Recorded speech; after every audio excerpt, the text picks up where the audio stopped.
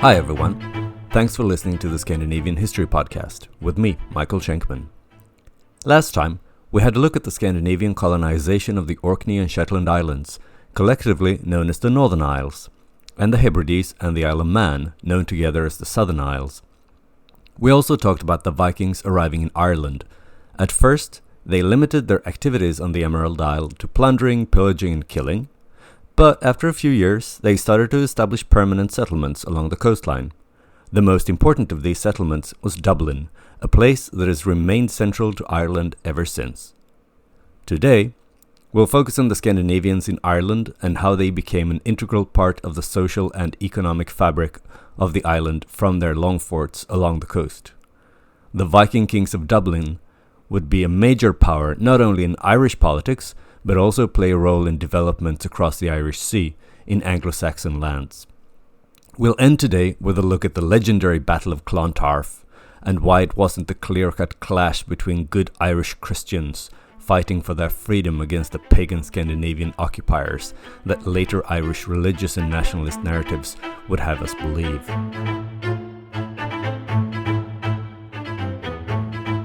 Episode 4, Kings of Dublin.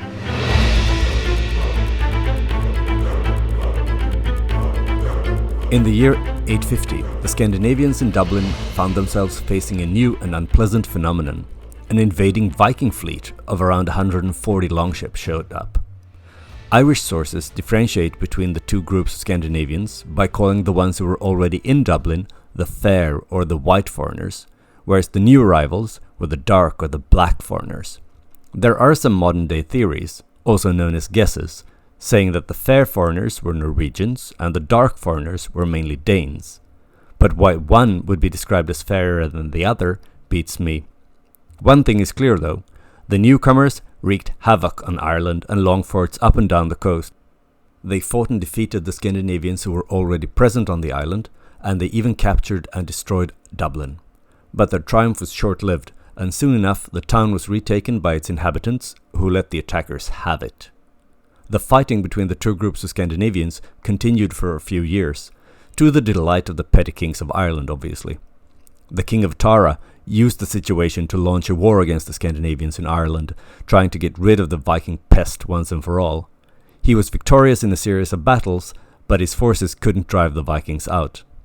The situation changed in 853 when a certain Olaf, identified by the Irish sources as a sea king and a son of the King of Lochlan, came to Ireland and was named King of Dublin. In this context, Lochlan probably refers to the Scandinavian colony in the Southern Isles, that is the Hebrides and the Isle of Man, that we talked about last time. Olaf has been identified with various individuals who appear in old Scandinavian sources, one of them being Olaf the White, a descendant of none other than the legendary Viking hero Ragnar Lothbrok. But it's worthwhile to keep in mind that claimed descent from Ragnar Lothbrok was basically code for VIP in early medieval Scandinavian sources, and we shouldn't take it too seriously. It does, however, indicate the importance of the legend of Ragnar Lothbrok, and we'll talk more about that next time. Whoever his ancestors were, after becoming King of Dublin, Olaf left again to raid in the Anglo-Saxon kingdoms across the Irish Sea. When he returned to Dublin in 856 or 857, we're not really sure, he was accompanied by two of his kinsmen. One of them was called Ivar, and the other would die soon enough, either in a raid or over a dispute involving his sister-in-law. Either way, he won't live long enough to make it worth your while to discuss him any further. But Ivar was different. He became Olaf's co-regent in Dublin around 857, and he remained King of Dublin until his death in 873. Scandinavian tradition has identified this Ivar with Ivar the Boneless, a semi-legendary character who appears in the old sagas. According to this tradition, also Ivar was a son of Ragnar Lothbrok, making him yet another Viking VIP who bolstered his pedigree with descent from the famous Sea King. The fragmentary Annals of Ireland provide an alternative genealogy. According to this source, Ivar and Olaf were indeed brothers, but they were the sons of the King of the Southern Isles instead. Later, the descendants of Ivar, called the Uimer by the Irish, would become an important political factor in Irish politics for generations to come. The peace between the two kings of Dublin horrified the Irish. Olaf and Ivar had unified the Scandinavians in Ireland, and they once again directed their attention and destructive energy to the Irish neighbours. For the next 15 years or so, Olaf and Ivar used Dublin as their base of operations for a series of raids. To avoid the inconvenience of having to wage wars on several fronts, they formed alliances with several Irish leaders. Olaf may even have married daughters of one or several of the petty kings of Ireland in order to ensure such alliances. One day, they fought with that king against that one. The next day, their alliances were reshuffled, and yesterday's foe had become today's friend. The only constant was the warring and the pillaging. The main rival of the kings of Dublin was the High King, Mílchach Níl, the one who drowned the Viking leader Thorgest at the end of the last episode. Mílchach Níl realized that this united Viking front was a clear and present threat to his position, and more generally to the petty kings of Ireland.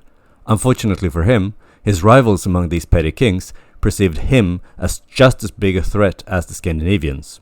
Olaf managed to seal a deal with the O'Neills living in the north of Ireland against Mílchach Níl, blocking any chance of a coordinated Irish attack against Dublin.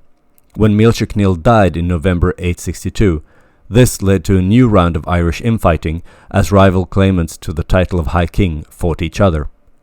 In 865, Dublin Vikings joined the Great Heathen Army in attacking the Anglo-Saxon kingdoms. Ivar was one of the leaders of that force, and will return to his exploits in Wessex in a future episode. At the same time, Olaf went to Pictland in modern-day Scotland. Unfortunately, we don't know so much about that expedition, so there's currently no future episode on that in the cards. Without their leaders, the local Scandinavians in Dublin were in a tight spot and were attacked by the Irish. But Olaf and Ivar eventually returned to Ireland to reassert their authority. Both Olaf and Ivar brought with them plenty of loot and slaves that they could sell on the thriving slave market in Dublin. As I mentioned last time, the Scandinavians brought serious international trade to Ireland. It hadn't been a part of Irish life, at least since the Romans left Britain. They also reintroduced the money economy to the island on a large scale. Allow me at this point to make a brief-ish detour and say a few words about slavery in general in Viking Age Scandinavia, since Dublin was such an important slave market to the Vikings. Some historians have tried to claim that Scandinavian slavery was somehow different, not as bad, or at the very least not as prevalent as elsewhere. But all archaeological evidence and written sources suggest that it was no better to be a slave in Scandinavia than in Rome or in Mississippi. Slaves in Scandinavia were property. They didn't have political rights and few other rights either. Sometimes in pre-Christian times, slaves even followed their masters in death. Chieftains' graves in Scandinavia indicate this, from Denmark, Norway and Sweden, so basically all over the place. The slaves were an integral and important factor in the local Scandinavian economy, and they worked as farm laborers, herds, servants, artisans, mistresses and even trusted overseers. Prices for slaves were relatively low, which indicates a large supply. According to some estimates, as much as 1/3 of the population in Scandinavia was enslaved. Later laws from the Middle Ages, like the 11th and 12th centuries, suggest that a standard farm would have a number of slaves, at least one slave family. So where did all the slaves come from? Sure, some slaves actually paired up and started families, and obviously all children born by slave women automatically became slaves themselves. It didn't matter if the father was a slave or a free man, maybe even the mother's owner. But the nativity among slave women was not enough to keep up with demand. Much like in other slave societies, slaves weren't all that keen on giving birth to children who would become slaves themselves. Instead, the main source for new slaves was raids. One of the most lucrative commodities during the Viking raids was living human beings.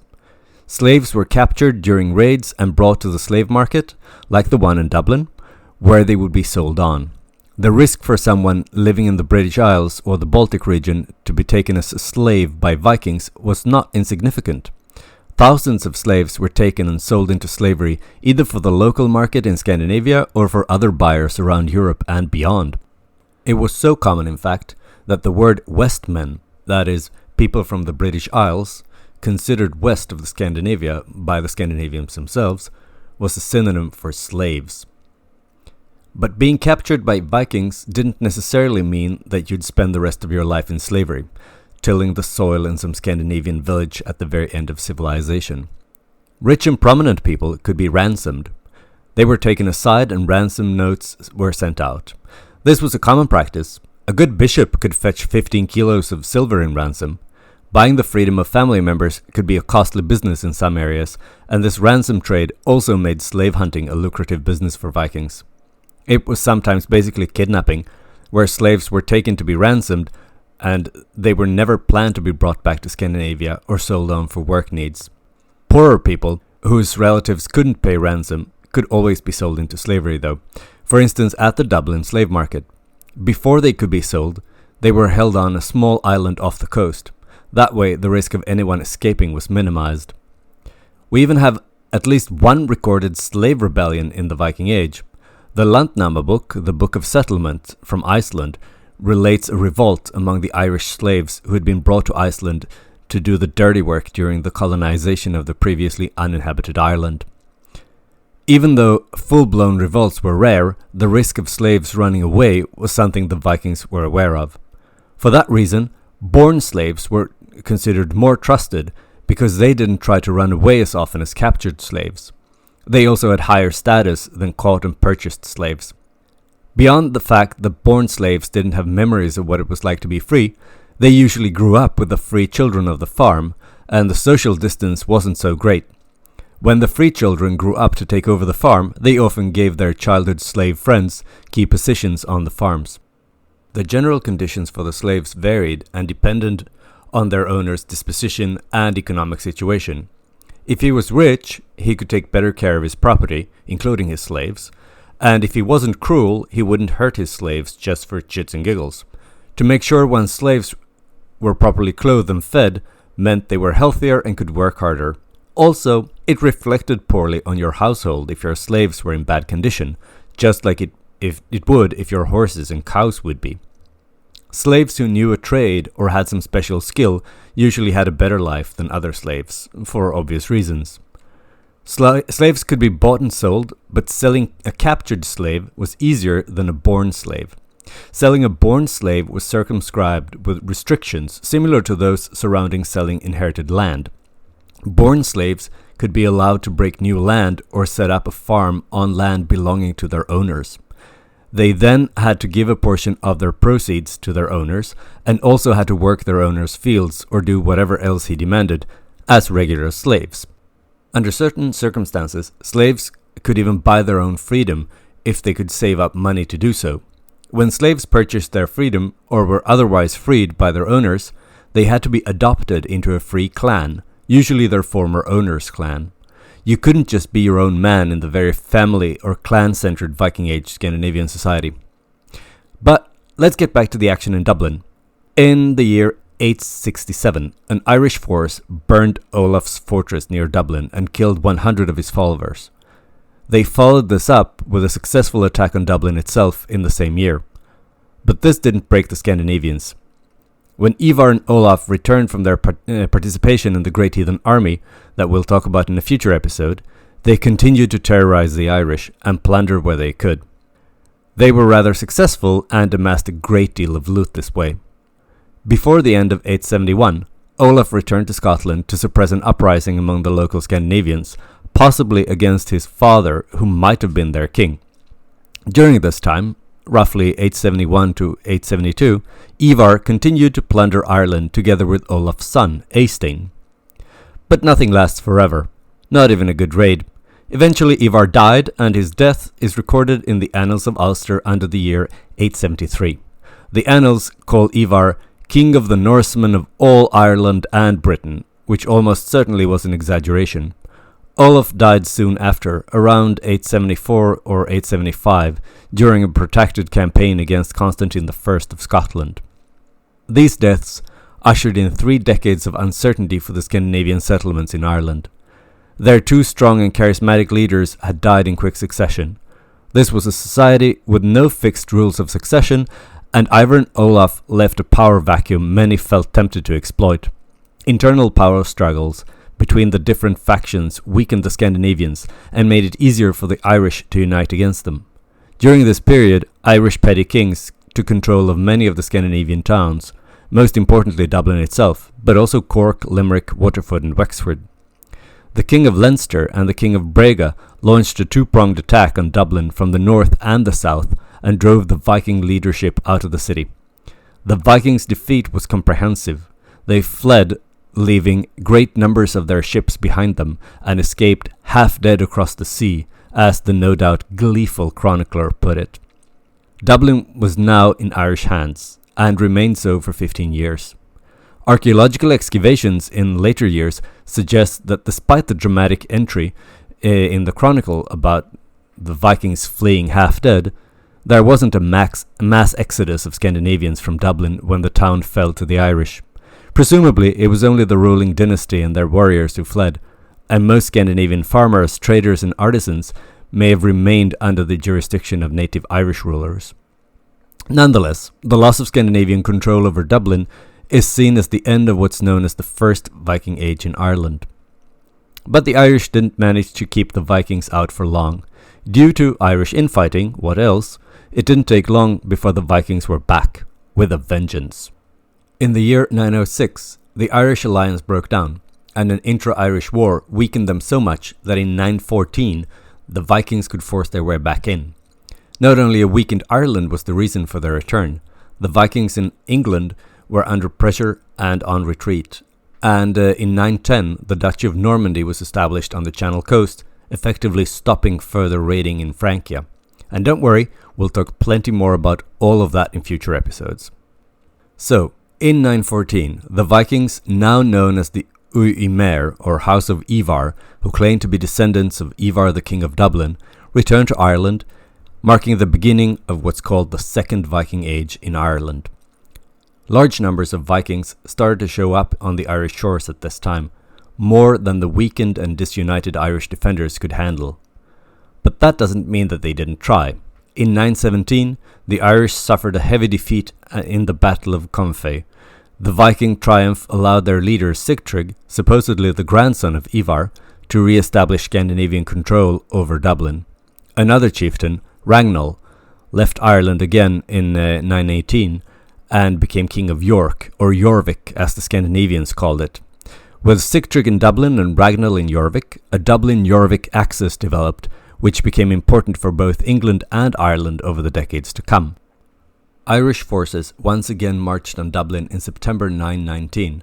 The O'Neills attacked, trying to eliminate the Viking threat once and for all, but on September 14th that year, Sigtrygg met their forces at the Battle of Island Bridge, south of Dublin, and crushed the Irish.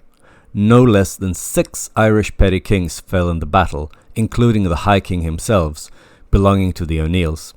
Scandinavian Dublin was saved, and the Irish petty kings were weakened and vulnerable to a counterattack. But instead of going on the offensive, Sigtrygg left for Jorvik, when he received the news that Ragnall had died in 920. Instead of trying to become ruler of all of Ireland, Sigtrygg became the ruler of Jorvik in 921. It would seem that Jorvik was more important to the Vikings, and Dublin was sometimes treated as a mere springboard to that ultimate prize. Sigtrygg's kinsman, Guthröðr, assumed control over Dublin. Just like so many other Vikings, Guthröðr was active as a raider, plunderer and slaver. But there were still signs during his reign that something was changing in the Scandinavian outlook and worldview. During another raid at the monastery at Armagh in 921, for instance, the Irish chronicler noted that Guthröðr spared the prayer houses and the sick from destruction, considerations never taken by the Vikings of the previous century. When Sigtrygg died in 927, Guthröðr left for Jorvik, trying to follow Sigtrygg's career path and assume the kingship there, but he failed and returned to Dublin half a year later. In the meantime, though, the Vikings of Limerick had taken Dublin in his absence. Even though Guthröðr managed to retake the town, the struggle with Limerick continued well after his death in 934. He was succeeded by his son, Olaf, who inflicted a decisive defeat on Limerick in 937. The same year, Olaf too abandoned Dublin and instead went to Northumbria and fought his way to the throne of Jorvik, which he conquered in 939.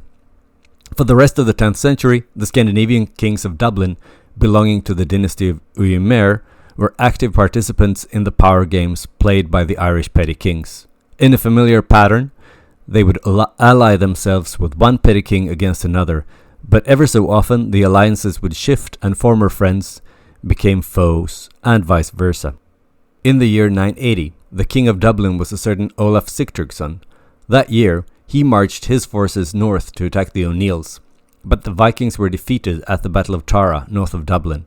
The O'Neill king followed up the victory at Tara by marching on Dublin, forcing King Olaf to vacate the throne of Dublin in favour of his son, Jarnkne, or Irony in English. This really spelled the end of autonomous Scandinavian rule in Dublin, and Olaf Sigtryggsson is considered the last of the Uimers to play any major role in Irish politics. The Scandinavians in Ireland would remain important in international trade and as mercenaries, but as an independent political force, the Vikings were spent.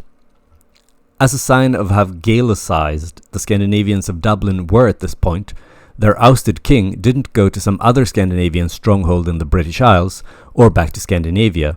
Instead, and rather ironically, he took refuge in the monastery at Iona, the very place the previous Viking kings had devastated in brutal, albeit lucrative, raids. As this was going on among the Scandinavians, the Irish were actually on the cusp of overcoming their eternal political fractioning for the first time in, forever. The man behind this development was the king of the southern Irish petty kingdom of Munster, Brian Boru. In the year 976, Brian had become king of Munster and quickly established himself as the most powerful ruler in southern Ireland by raiding and clever alliance building. The Scandinavians in Dublin obviously perceived Brian as a threat, and as early as 982, they raided Munster to keep Brian in check. The next 2 decades saw more or less constant warfare between them, mostly with the petty kingdom of Leinster, Munster's northern neighbour, as the battleground. In the 990s, the Vikings managed to put a puppet king of their own on the throne of Leinster, but in late 999, Brian attacked, and a few days after Christmas that year, he defeated a force of Vikings and Leinstermen. Brian continued north to punish the Scandinavians, and a few days after New Year's in the year 1000, he attacked Dublin. The town didn't stand a chance, and King Sigtryg's Silkbeard fled as Brian captured and pillaged the Scandinavian stronghold. Brian's and Munster's influence kept growing, and by the year 1002, all the other Irish petty kings had submitted to him. Brian Boru now claimed kingship over the whole of Ireland. But the key word here is claimed. There were still pockets of resistance in the north, and Brian knew that the kings that had submitted to him, including the O'Neill High King, would jump at any sign of weakness in order to rebel. Brian had to pacify the north on several occasions, and when a more general revolt among the petty kings of Ireland broke out in the year 1012, King Sigtryg's Silkbeard in Dublin took his chance and joined the rebellion. A full-scale war was inevitable. Brian brought his army north in 1013 and camped outside Dublin from September until the end of that year. In the end, though, Dublin didn't fall this time. The Scandinavians had learned the lesson from the earlier sackings. They had strengthened the town's fortifications, and they were far better prepared for a siege this time.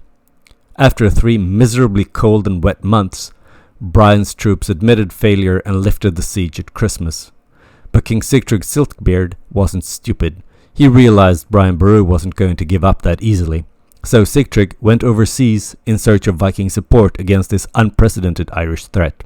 Sigtrygg managed to enlist the help of the Earl of Orkney and Brodir, a famous warrior from the Isle of Man.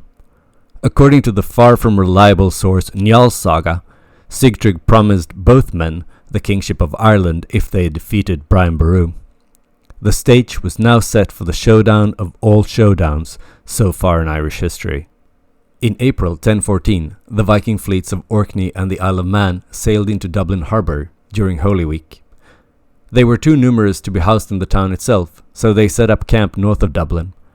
Brian mustered the army of Munster, which was joined by other Irish petty kings, and they all marched on Dublin. The battle stood at Clontarf, a stone's throw away from Dublin, on Good Friday, April 23rd, 1014. It would be one of the last major battles involving Vikings in Ireland. In Irish national propaganda and myth-making, the Battle of Clontarf has become a decisive clash between the good Irish Christians fighting for freedom against the evil heathen Vikings who had oppressed them for so long.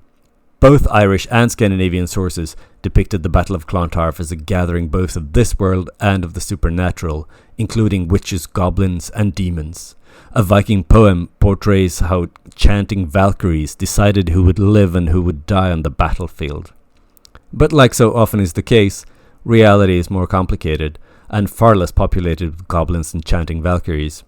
For instance, Vikings fought on both sides in the Battle of Clontarf, both for Brian Boru and for the Scandinavian army opposing him. Similarly, there were Irish forces fighting both for and against Brian Boru. Brian, now in his 70s, actually didn't join his forces that Good Friday morning when they set out to fight the Vikings. Instead, he stayed behind to pray. His son and designated heir was the commander of the Munster forces. Brian's 15-year-old grandson also participated in the battle, together with his father. Behind them were the other forces of Munster. Next came the forces of Connacht. To one side of them were Brian's Viking allies, and Irish allies were placed on the left flank. According to at least one source, the King of Meath, who was an ally of Brian's, had made an agreement with the men of Dublin that he would not attack them and they would not attack him. The front line of the Dublin Leinster forces were the foreign Vikings, led by Brodir from the Isle of Man, the Earl of Orkney, Sigurd, and a man called Plate, described as the bravest knight of all the foreigners. Behind them were the men of Dublin, and at the back came the Leinstermen. King Sigtrygg Silkbeard remained in Dublin with enough men to defend it should the battle go against them. He watched the battle from the walls with his wife slain, who awkwardly enough was Brian Boru's daughter. You can only begin to imagine what might have gone through her head at that moment. According to the sources, the battle opened at dawn with Plate taunting a Scottish ally of Brian. The two men marched out into the middle of the field and fought, and both died, according to the sources, with the sword of each through the heart of the other, and the hair of each in the clenched hand of the other. After that brave and romantic, but ultimately utterly pointless interlude, the battle proper got underway. It is described, by the admittedly not particularly reliable sources, as remarkably loud and bloody. The men of Connacht fought the men of Dublin, and the fighting was so fierce that only 100 Connacht men and 20 Dublin men survived. The last casualties occurred at the bridge over the River Tolka, on the road back to Dublin. Brian's son and the men under his command took on the foreign Vikings, and according to the same unreliable sources, he himself killed 100 of the enemy, 50 with the sword in his right hand and 50 with the sword in his left. The battle lasted all day. Eventually, the Dublin Leinster forces broke, and some withdrew towards their ships, while others fled to a nearby wood. However, the tide had come in, cutting off the passage to the wood, but also carrying off the Viking ships. With no way out, they were killed in large numbers, many of them by drowning. At this moment of triumph, Brian's grandson pursued the enemy into the sea, but was hit by a wave and drowned. Brian's son killed Sigurd, the Earl of Orkney, but shortly afterwards he himself was also killed. That meant that 2 generations of successors to Brian Boru fell in the battle. Brian himself was in his tent praying when Brodir, the famous warrior from the Isle of Man, found him by chance. Brodir and his retinue were trying to escape back to the relative safety of Dublin when they stumbled upon the elderly Irish king's camp. Brodir killed Brian before being killed himself shortly afterward. From a military perspective, the battle was a resounding success for the Munster forces. They completely crushed the Viking enemy, and Dublin was now practically defenseless. But it was a Pyrrhic victory. Not only had the legendary King Brian Boru been slain, but his designated heir and his son had died too. The Munster army emerged from the battle demoralized and leaderless. Brian's body was brought to the monastery at Armagh, accompanied by the traditional head of the church in Ireland. At Armagh, he was interred after 12 days of mourning. Along with Brian were the body of his son and the heads of Brian's nephew and one of the petty kings who had fought on Brian's side. The Munster forces never did capture Dublin. Instead, under the leadership of a younger son of Brian's, they started their march back home. On the way back, they were constantly harassed and attacked by previously subjugated rivals, who now saw their chance to get revenge at the hated Munster occupiers. Despite what nationalist Irish historians would have you think, the Battle of Clontarf was not a struggle between the Irish and the Vikings for the sovereignty of Ireland. Neither was it a great national victory which broke the power of the Scandinavians forever. Long before Clontarf, they had become a minor political force in Irish affairs. In fact, more than anything, Clontarf was part of the internal struggle between Munster and its Irish rivals, a struggle in which the Scandinavians played an important, but ultimately secondary role. Despite the defeat at Clontarf, Sigtrygg Silkbeard remained King of Dublin until 1036, and was apparently secure enough in his position to go on a pilgrimage to Rome in 1028. However, in 1052, the King of Leinster, the former ally of the Scandinavians, captured Dublin and asserted Irish overlordship over the Scandinavians in Ireland. Unlike Miles O'Connell in 980 or Brian Boru in 999, he wasn't content with just looting the town and expelling its ruler. In an unprecedented move, he assumed the kingship of the foreigners himself. Even though the Scandinavians lost all political control over Irish lands and affairs, many Scandinavians remained in Ireland.